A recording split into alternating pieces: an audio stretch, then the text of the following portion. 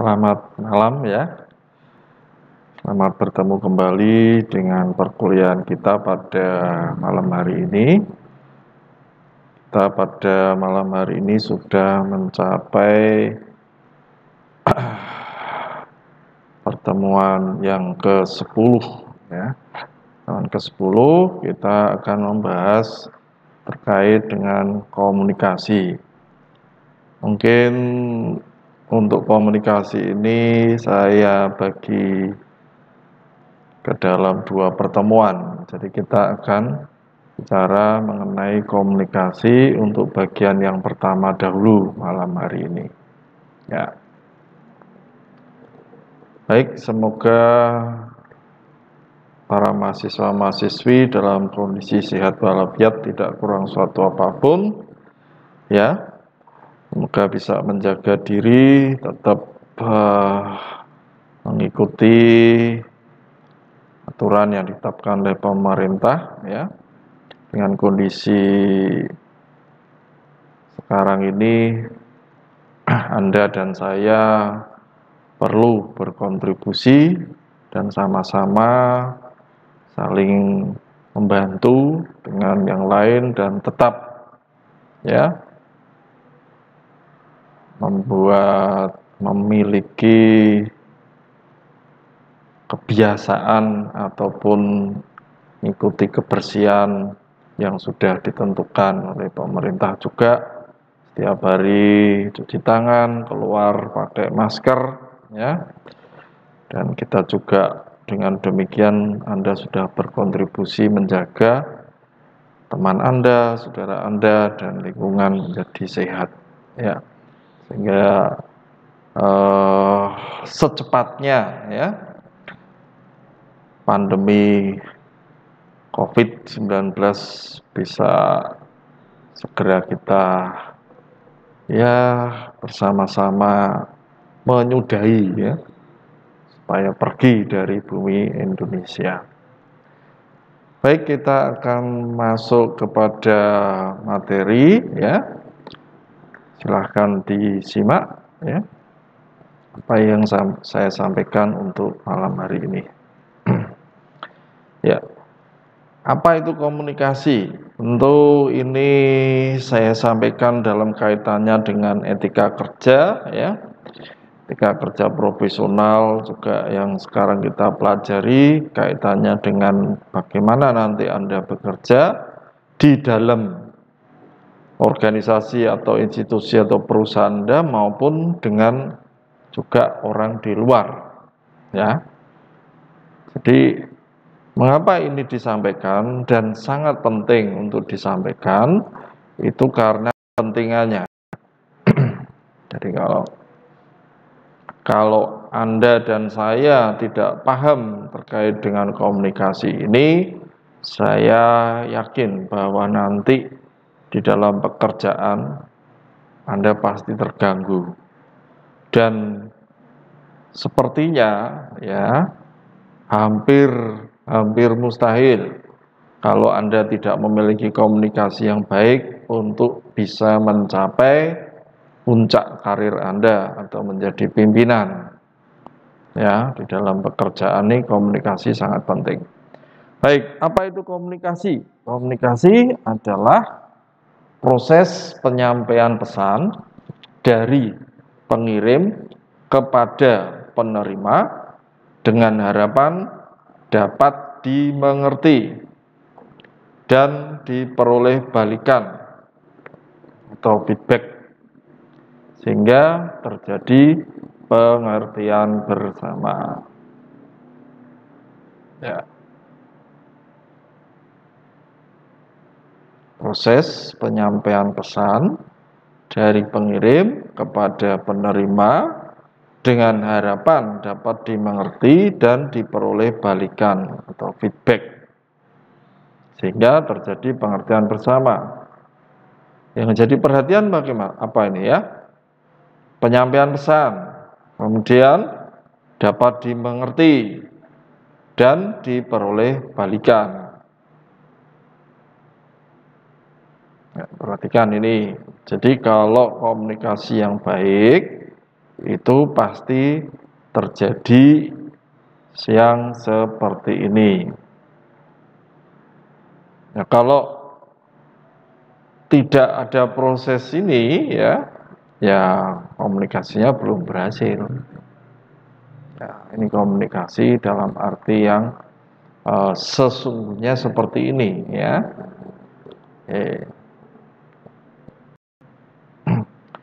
Unsur-unsur komunikasi sekarang kita lihat. Yang pertama ada komunikator namanya, orangnya. Jadi seorang yang mengirimkan pesan pada orang lain dan adalah seorang yang mengadakan komunikasi. Jadi yang menjadi sumbernya atau yang memulai terjadinya komunikasi di orangnya disebut dengan komunikator. Kedua, harus ada apa? Harus ada pesannya. Kalau tidak ada pesannya, apa yang mau disampaikan? Ya, pesan itu maksudnya gagasan yang ada dalam pikiran seseorang yang tentu diterjemahkan ke dalam simbol-simbol yang dapat dimengerti.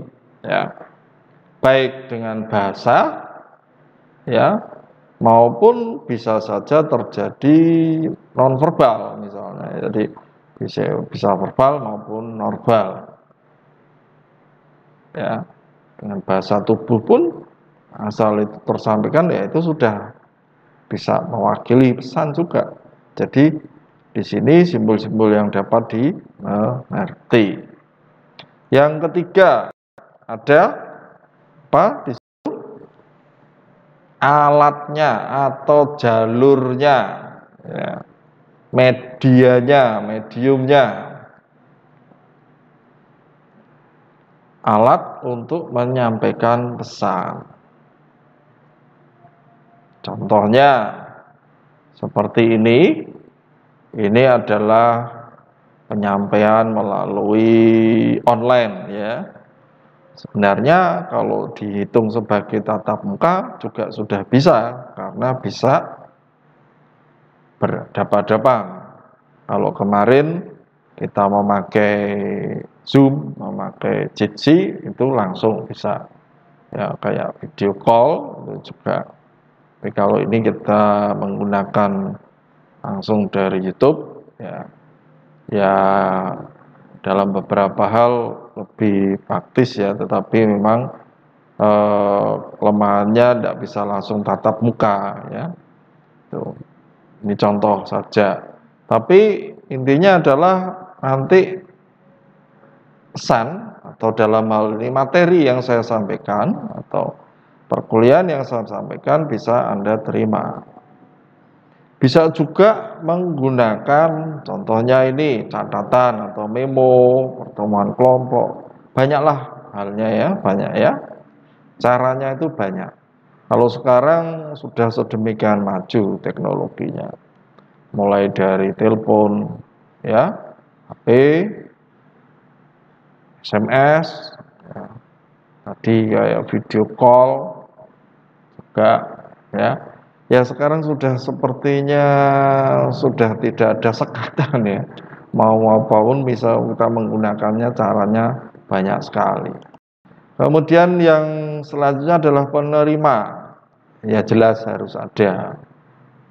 Ya tidak ada orangnya gimana yang diajak ngomong, yang diajak komunikasi. Ya. Nanti kalau tidak ada orang yang menerima pesan ya sama seperti ya maaf seperti orang gila, nanti Anda dianggap orang tidak waras, tidak ngomong dewi, tidak ada yang dituju ya. Kemudian selanjutnya adalah harus ada feedback ya, umpan balik atau balikan. Umpan balik dalam organisasi dapat berbentuk ini macam-macam ya, keluhan, saran atau lainnya, baik tulisan maupun tulisan. Kalau seperti ini, saya ingin tahu umpan baliknya ke Anda mengerti atau tidak. Kalau dengan mahasiswa adalah nanti di dalam apa? Evaluasi, dalam ujian atau responsi atau berupa bisa saja seperti kuis gitu ya. Saya ingin tahu ya. Nah, secara umum minimal pasti ada ujian ya, ujian tengah semester maupun ujian akhir semester ya. Itu adalah cara untuk mengetahui ya seberapa Anda memahami dan mengerti dan juga mengetahui seberapa Anda dapat mendapatkan ya, ilmunya tadi. Tentu ya juga harus belajar kembali ya. Ini contoh saja. Nah, kalau di dalam perusahaan atau di dalam pekerjaan ya, kadang-kadang umpan balikannya juga bisa seperti ini juga. Produktivitas menurun, banyaknya karyawan yang bolos, ini yang negatif ya. Kalau ada kondisi seperti ini berarti ada masalah di komunikasi ya, menunjukkan apa? Kemacetan komunikasi. Itu juga bisa menjadi sebuah indikator ya, misal seperti itu. Jadi umpan balik itu kalau yang positif, nah yang positif pasti bagaimana mendukung produktivitasnya naik ya, karyawannya ya bergairah ya, tidak suka bolos dan lain sebagainya. Itu yang umpan baliknya positif, bagus misalnya. Nah, ini bisa positif, bisa negatif. Tapi intinya adalah ada balikan, feedback yang bisa dimengerti, baik verbal maupun non verbal. Bisa berupa saran, bisa berupa keluhan itu kalau negatif dan lainnya. Kemudian ada lagi satu lagi yang juga harus diperhatikan, yaitu gangguan. Ya, dalam unsur-unsur komunikasi ternyata juga ada gangguan atau apa? Noise. Nah, noise ini dapat terjadi di berbagai unsur komunikasi. Ya. Dalam diri komunikator dan penerima pesan, gangguan dapat terjadi karena latar belakang pengirim dan penerima pesan yang berbeda. Bisa ya, ya, secara sosiologis, psikis dan lain-lain. Atau berbeda pengalaman dan kemampuan juga bisa. Jadi kalau berbeda latar belakang, nah ini misalnya latar belakang Anda adalah ya ambil aja sekarang misalnya ya, contohnya Anda itu kan dalam tanda petik orang yang berpendidikan. Katanya orang yang sudah mengenyam bangku kuliah itu orang yang berpendidikan. Maka nanti Anda setelah lulus akan disebut sarjana. Ya. Nah, latar belakang ini juga bisa berpengaruh terhadap penyampaian pesan Anda. Misal, satu kali Anda KKN, kuliah kerja nyata misalnya, atau KKL atau KKN lah ya, di suatu tempat di desa yang mungkin tertinggal begitu ya, desanya tertinggal, sebagian besar penduduknya minus, terutama dalam hal misalnya ini pendidikan misalnya ya. Jadi sebagian besar penduduknya kurang berpendidikan. Nah, kalau penyampaian Anda tidak Anda sesuaikan ya, yang latar belakang ini kemungkinan besar tidak tersampaikan komunikasinya. Jadi ketika Anda menyampaikan dengan bahasa dalam tanda petik yang Anda anggap sebagai misalnya ilmiah ya, mungkin itu bahasanya terlalu tinggi bagi orang yang kurang berpendidikan, itu tidak mudah dimengerti. Maksudnya begitu. Jadi kalau ini Anda pertahankan, ya, Anda pakai bahasa yang mungkin bagi mereka sulit dimengerti, walaupun menurut Anda itu mudah dimengerti, tetapi bagi mereka atau yang kurang berpendidikan sulit dimengerti. Yang harus dilakukan apa? Anda yang menurunkan. Anda harus memahami latar belakang mereka, penerimanya, supaya apa yang kita sampaikan bisa dimengerti oleh mereka. Itu hanya contoh. Belum lagi misal satu contoh itu secara sosiologis bisa, psikis juga bisa.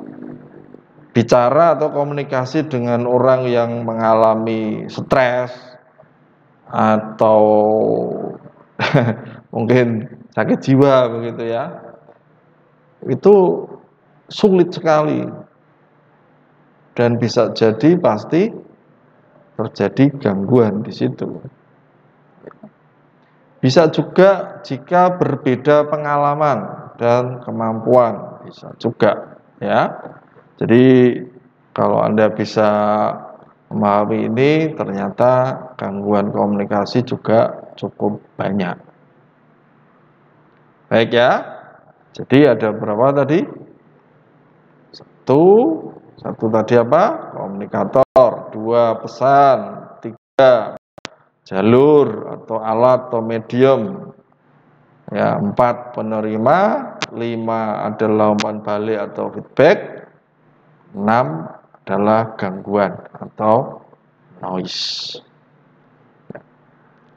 Selanjutnya kita akan membicarakan mengenai komunikasi di dalam keorganisasian, ya, atau di dalam pekerjaan Anda, dalam hal ini dalam perusahaan Anda, ya. Nah, komunikasi di dalam keorganisasian itu diarahkan sebenarnya untuk menggerakkan dan mempengaruhi bawahan, ya, atau kita saling, ya, saling. Kalau ini kan pimpinan, ya, kalau pimpinan itu tujuannya itu, ya, menggerakkan, mempengaruhi bawahan untuk melakukan pekerjaannya. Tapi kalau sesama teman ini bekerja sama, berkoordinasi, ya. Jadi fungsi di dalam organisasi atau di dalam perusahaan atau dalam pekerjaan, komunikasi ini sangat penting. Nah, ini ada 4 fungsi. Ya. Mungkin Anda juga sudah atau pernah dengar, ya. Karena memang materi komunikasi ini di samping kita bahas di sini kan yang paling banyak nanti juga di mata kuliah perilaku organisasi, pasti pernah dengar ini terkait dengan komunikasi. Baik, selanjutnya kita bahas mengenai 4 fungsi dari komunikasi di dalam organisasi, dalam kelompok, di dalam pekerjaan juga. Yang pertama adalah untuk pengendalian atau pengawasan. Komunikasi bertujuan untuk itu juga dalam organisasi. Kedua, pembinaan atau motivasi, ya.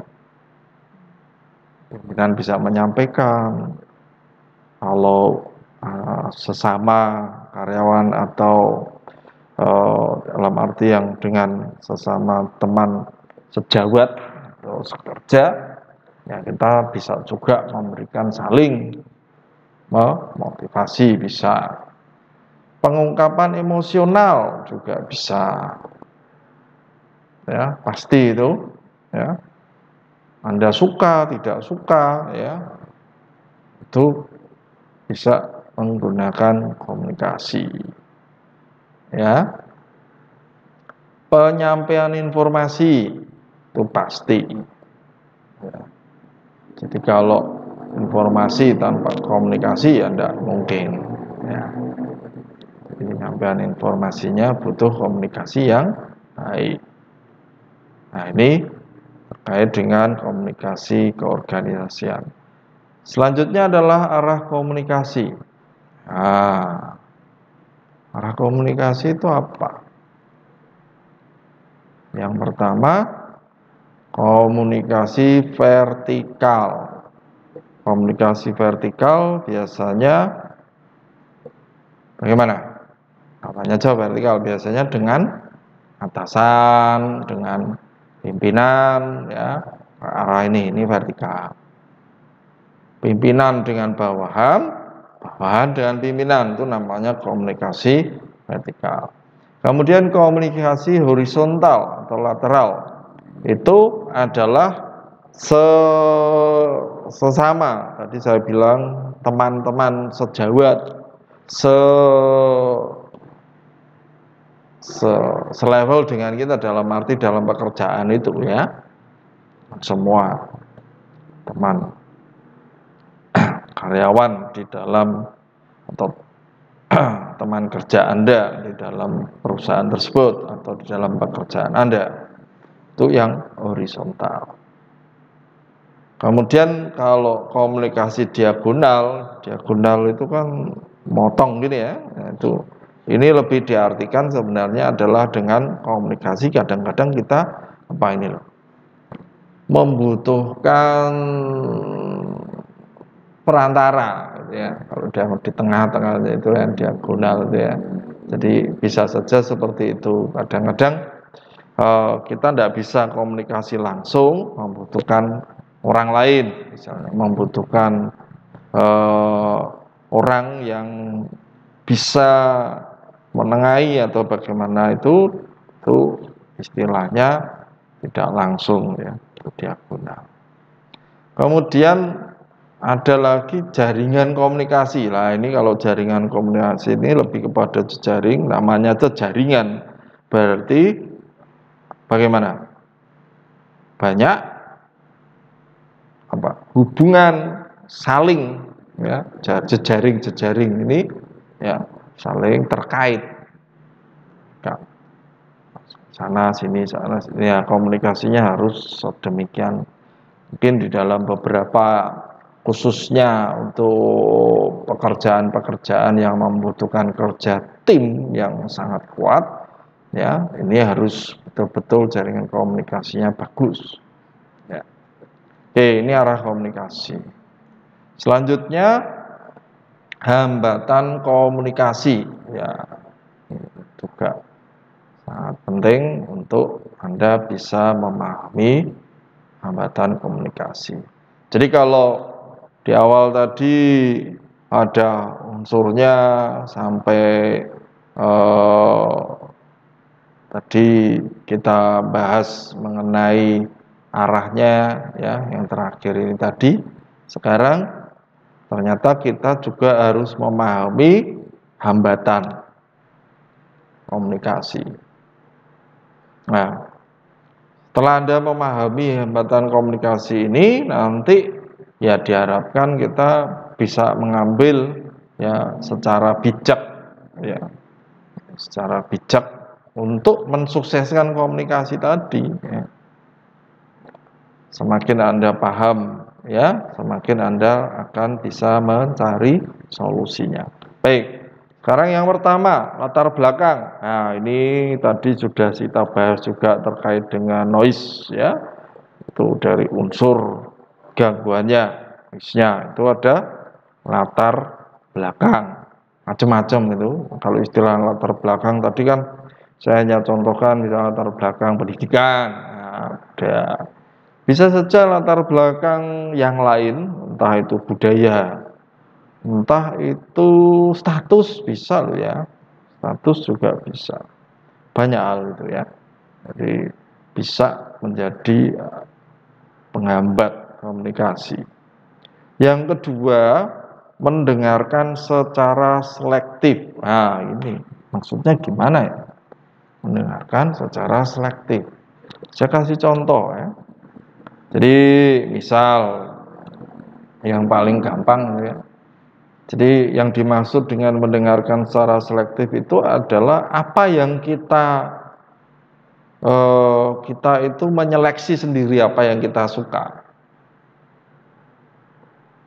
Contohnya begini, saya suka sepak bola misalnya.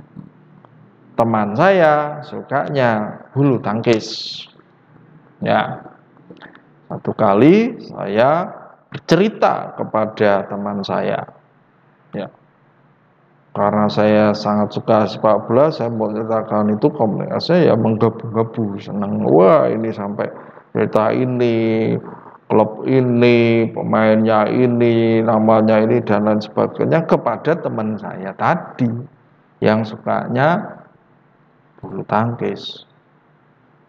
Mungkin ya karena dia itu ya teman baik saya, dia ya tetap senang saja mendengarkan, ya mendengarkan, mau dia. Tetapi di dalam dirinya dia sudah selektif karena tidak tertarik tadi, tidak bakalan senang dalam arti yang sesungguhnya itu kan kalau dia bergairah melakukan komunikasi itu dengan baik. Nah, tapi kalau yang seperti itu biasanya ya sulitnya nggak nyambung, ya nggak suka. Ditanya lagi nggak mungkin ingat, oh namanya ini nggak mungkin. Tapi kalau berbeda ini, ya, saya suka bulu tangkis, dia suka bulu tangkis, saya cerita bulu tangkis lah itu pasti nanti bagus. Tetapi kalau itu seperti yang saya contohkan tadi, dia sudah punya dalam dirinya itu sudah melakukan seleksi. Seleksi. Ini mendengarkan secara selektif. Nah, ini adalah hambatan juga. Kepercayaan terhadap sumber. Nah, tentu ya kalau sudah tidak percaya ya mau diapakan, mau diomong kayak apa, ya seperti tidak mungkin ya keluar dari orang anggap gitu ya. Bahasanya itu bahasa Jawanya itu wis ora percaya ya gak bakalan Anda mendengarkan dengan baik. Sudah negatif ya pemikirannya pasti dia tidak akan mendengarkan dengan baik. Kalaupun didengarkan ya tidak mungkin keluar telinga kanan keluar telinga kiri ya karena sudah yang dianggap tidak percaya tadi, tidak sumbernya itu tidak bisa dipercaya, makanya dia tidak akan meyakini apa yang menjadi apa yang diinformasikan tadi. Ya. Kemudian pertimbangan nilai, nah, ini juga bisa saja. Jadi kalau dalam satu sisi orang yang menerima ya dalam satu hal ini pertimbangannya itu nilainya itu tidak baik, sedangkan menurut saya pertimbangan nilai ini suatu hal gitu ya itu baik. Nah ini pasti nanti komunikasinya terjadi hambatan di situ ya. Karena akan terjadi masalah. Syukur-syukur kalau bisa berdebat dengan baik, tapi kalau tidak, ya pasti ada hambatan di situ, tidak akan tercapai tujuan untuk komunikasinya. Yang selanjutnya adalah masalah bahasa, ya jelas ya, kalau masalah bahasa ya, masalah bahasa, gimana? Saya seperti ini pakai bahasa Indonesia. Sedangkan yang mendengar misalnya tidak mengerti bahasa Indonesia, misalnya orang Jerman misalnya, dia sama sekali tidak tahu bahasa Indonesia maksud saya ya. Tapi kalau dia sudah belajar bahasa Indonesia beda lagi. Jadi kalau kita berbicara komunikasi dengan orang yang beda bahasa, nah ini tentu pasti ada hambatan. Walaupun kalau sekarang kayaknya itu kecil ya, sudah teratasi dengan teknologi, teratasi dengan kalau Anda wah sekarang sudah canggih lah kalau saya mau bilang itu ya. Ya. Terjemahan itu luar biasa. Bahkan ada alat yang ini tinggal Anda ngomong pakai bahasa Indonesia, kepengen keluarnya bahasa yang dipahami oleh orang itu bisa, ada alatnya, ya. Terjemah itu ada. Komunikasi sekarang kayaknya sudah semakin baik, ya. Teknologinya luar biasa kalau bisa memanfaatkan. Selanjutnya adalah penyaringan. Nah, ini yang dimaksud gimana?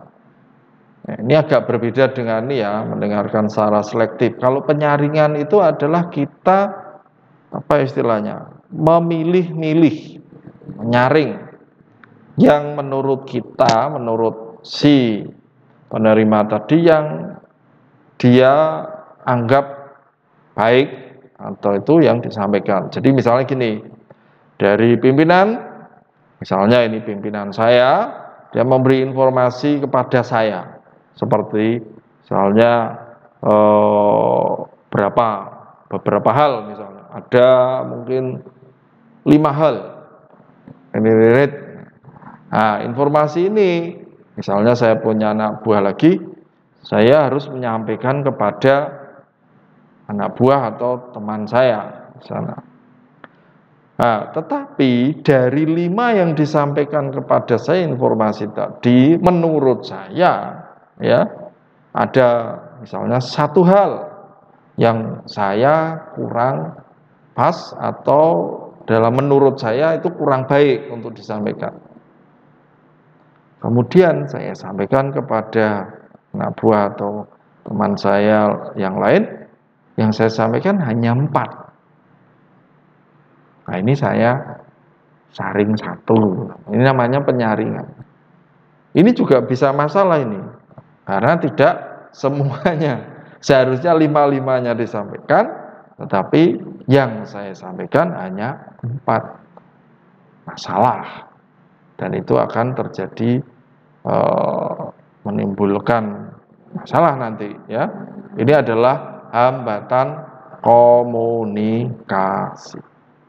Ya. Ya, semoga kita bisa memahami dari ini nanti lebih baik, ya, untuk memahami. Jadi kalau sudah tahu ini, oh iya ya, nah, satu kali Anda bisa memperkecil hambatan ini. Ya. Yang selanjutnya adalah jargon. Nah, ini juga sama. Jargon atau bahasa dalam atau bahasa-bahasa yang hanya dimengerti oleh kelompok atau orang-orang tertentu. Kalau dalam istilahnya ya banyak macam-macam itu jargonnya itu ya. Bisa ini lingkungan aja kelompoknya itu. Nah, itu juga bisa jadi hambatan. Ya. Jadi istilah-istilah atau ya ini bahasa dalam namanya itu. Hanya dimengerti oleh teman-teman kita tertentu gitu ya. Selanjutnya perbedaan status bisa juga ya.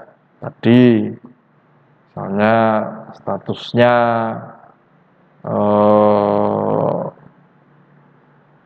yang paling sering ini ya, kadang-kadang itu di dalam budaya kita itu kan masih ada. Itu kalau Jawa misalnya ada ningrat, ada anggap aja yang level awam begini ini atau abdi bahasanya kalau dalam kerajaan itu juga bisa ini. Ya, status ini juga bisa masalah itu ya dalam hambatan ini satunya sungkan ya. Anda sebagai anak juga ya posisinya atau sebagai ini juga bisa kalau Anda memahami misalnya ini mahasiswa dengan dosen, saya dengan Anda, kalau status kita dalam hal ini tidak betul-betul baik, Anda bisa saja ya, tidak dimengerti dengan baik, Anda akan sungkan dalam beberapa hal menyampaikan. Ya. Ini bisa terjadi komunikasinya. Apalagi kita ini kadang-kadang orang timur ya, ya memang bagus, pakai woh itu ya. Tetapi kalau di dalam komunikasi itu malah kurang mendukung. Kemudian beban komunikasi yang berat ini biasanya karena ada masalah. Ya. Beban komunikasi yang berat itu kayak semacam ditekan, dipaksa, atau ada pesan yang harus dipaksakan. Anda menyampaikan kepada seorang, tapi ada apa? Diambil misalnya ditekan dari entah pimpinan Anda atau orang ya, tidak boleh ini, menyampaikan ini, nah itu juga bisa mempengaruhi komunikasi. Selanjutnya yang terakhir adalah tekanan waktu juga bisa. Ini misalnya, contohnya ini, kita nyampaikan ini perkuliahan ini, wah ini waktunya mepet. Saya harus menyampaikan ini, bahkan materinya misalnya banyak, sedangkan waktu yang dikasih hanya sebentar. Ya udah, menjelaskannya pasti tidak bisa baik, terasa. Ini tekanan waktu. Jadi sangat banyak ini ya hambatan-hambatannya ya. Kalau saya ulangi, mulai dari latar belakang, mendengarkan secara selektif, kepercayaan terhadap sumber, ya, pertimbangan nilai, masalah bahasa, penyaringan, terus bahasa dalam atau jargon, istilah-istilah. Kalau zaman saya kayak ya dalam tanda petik kayak sandi ya, kayak semacam istilah-istilah yang tidak umum, hanya dimengerti oleh orang-orang tertentu atau teman-teman atau kelompok Anda sendiri ya. Itu jargon. Perbedaan status juga bisa, beban komunikasi yang berat sama tekanan waktu. Baik ya, ini materi kita yang untuk bagian satu ini saya selesaikan untuk terakhir ini ya, untuk komunikasi verbal dan nonverbal. Nanti cara untuk meningkatkan di dalam meningkatkan komunikasi, maksudnya di dalam organisasi ya itu atau di dalam perusahaan itu kita materinya kita bahas minggu depan. Ya. Baik, sekarang yang terakhir mengenai komunikasi verbal dan nonverbal. Jadi komunikasi itu bisa menggunakan bahasa, bisa juga ternyata tidak menggunakan bahasa, menggunakan verbal itu ya, apa yang keluar dari yang bisa dimengerti dengan bahasa gitu ya. Nah, verbal itu bisa pakai lisan atau tulisan. Ya. Dengan lisan jelas seperti ini yang paling sering kita lakukan untuk komunikasi, ya bicara, atau tulisan, nah, itu bisa dilakukan. Kalau Anda membuat nanti di akhir nanti ya perkuliahan akhir nanti Anda harus menyelesaikan membuat tugas akhir atau skripsi misalnya. Nah, di situ Anda harus membuat tulisan karya ilmiah bahasanya. Tulisan hasil penelitian juga bisa. Itu bentuknya tulisan. Tujuannya apa? Supaya bisa dimengerti oleh yang lain. Nah, kalau di dalam pekerjaan, ya tentu ini pasti banyak pentingannya ya. Tulisan-tulisan, catatan-catatan itu diberikan ya. Itu berupa tulisan. Ini yang verbal. Kemudian yang non verbal itu menggunakan ini tanpa bahasa gerakan tubuh, isyarat, senyuman, perubahan wajah, atau air mata, ini sebenarnya adalah komunikasi sama. Ya, saya contohkan misalnya misal ini contoh ya, misalnya saya sama anak saya, gitu. Sama anak saya itu kalau misalnya ada tamu di rumah, ya, kemudian dia rame, gitu. Kita kan kalau pakai verbal misalnya ini gitu kan dengar kan ya, tamu saya atau teman saya dengar. Ketika kita paham ini, ketika anak saya yang masih agak kecil itu saya lirik gini, saya sedikit pendelii gitu, dia sudah mudah.